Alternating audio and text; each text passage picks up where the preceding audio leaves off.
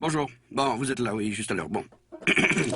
Nous allons évoquer ensemble une époque pas si lointaine où les téléphones n'étaient pas portables, une époque sans mail, mais avec du courrier, en vrai, en papier. Et dans ma rédaction, la rédaction de ce beau journal de bande dessinée, il y en a du papier, papier qu'il faut classer.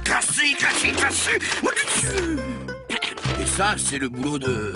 Enfin, le travail de... Oui, bon, normalement, ça doit être fait par... Mais bien sûr, vous le connaissez, vous l'aimez bien.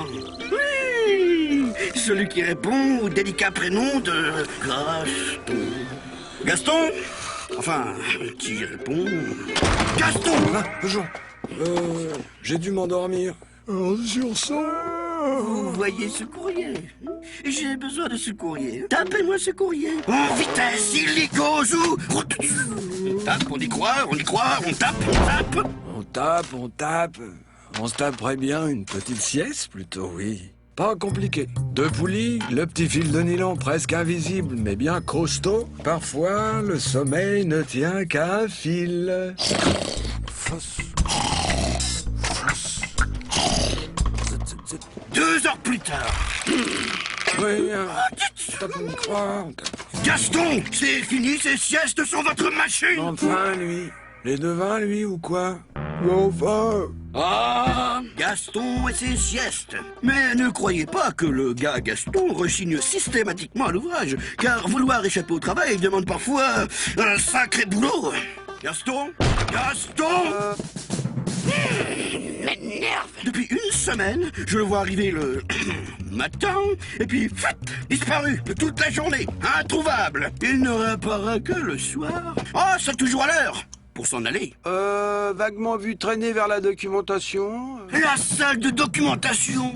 Il a insisté pour tout ranger lui-même. Il a dit ça. Ouais, ça se confirme.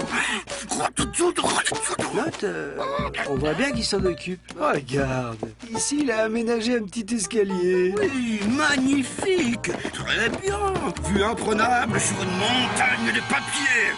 Chut, silence et recueillement. Nous passons actuellement sous une voûte magnifique de pur style roman. Un ouvrage exceptionnel qui demande autant de... Armand. Sauf si c'est de cet ouvrage-là précisément dont tu as besoin. Ouais, bon, effectivement. Là, regarde, tu serais curieux de savoir où ça nous conduit. Incroyable, ce passage débouche sur une vaste galerie.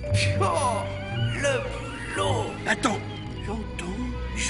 Une musique, une petite musique douce. Éteins, ça semble habité. Ouais, je perçois plusieurs ronflements.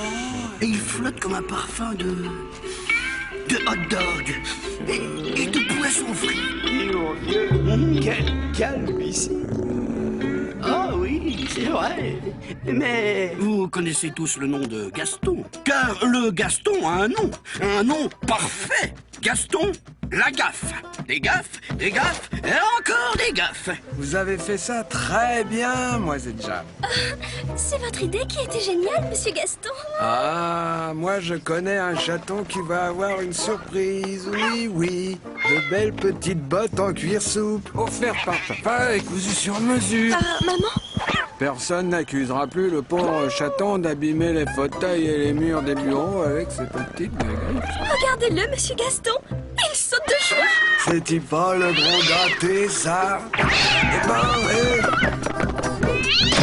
L'homme de Chine.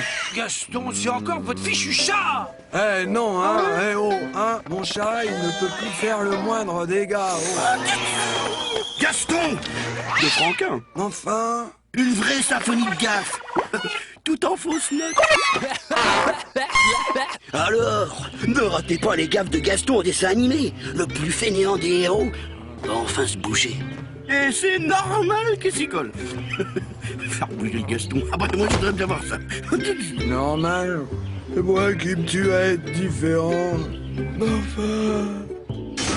Oui, là on est différent là.